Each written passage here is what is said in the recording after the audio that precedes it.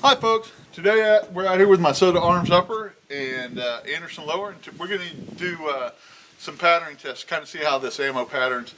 I've got 6 different types today that we're going to try out. First off is Monarch steel cased. It's a 55 grain full metal jacket. Second off is American Eagle AR-223.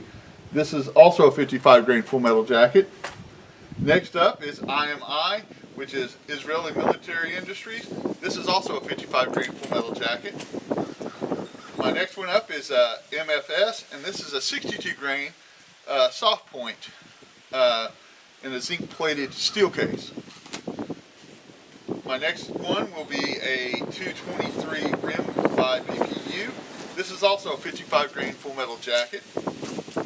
And last but not least is WPA Poly Performance. This is a 223 55 grain full metal jacket.